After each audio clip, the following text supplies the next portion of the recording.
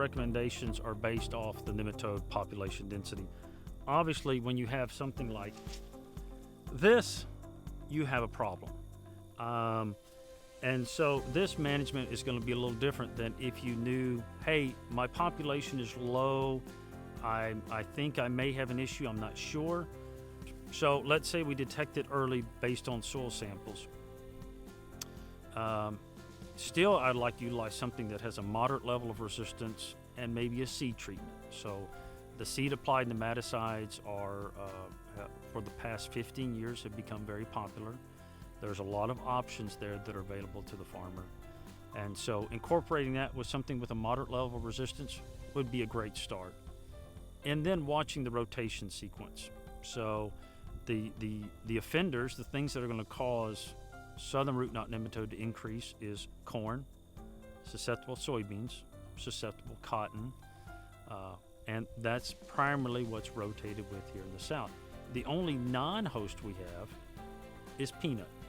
Then as we get to have a more severe problem like this, now we're talking either fumigant nematicides, which get very expensive, or host plant resistance, which to me is the most economical option we have. Still want to monitor our cropping sequence. If I had an option of having peanuts in my program, I would like to have peanuts, then a resistant soybean plant, maybe a resistant cotton plant, come back to peanuts. If I don't have that option, I've got to use the best host plant resistance I have. Right after harvest in the Mid-South is really perfect. It's easier to walk a soybean field when there's no soybean plants out there. And so they can either follow the soil type or divide their field up into whatever size they want. We usually recommend like 20 acres. Sample within the root zone, 8 to 10 inches would be ideal, or as far as you can get the probe into the ground.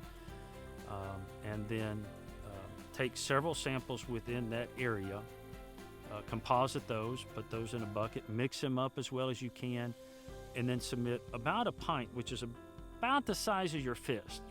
The nematode diagnostic lab can actually extract all the nematodes out of that soil, because not only do we have southern root knot nematode, reniform nematode, soybean cyst nematode, there's lesion, there's lance, there's stubby root, there's stunt.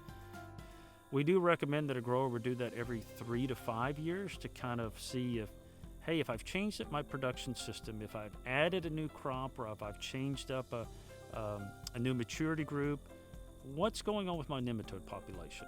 The Arkansas Soybean Promotion Board has been very supportive of this project, and also giving back to farmers. And one way that they're doing that, and we're helping them with that, is to provide free soil samples.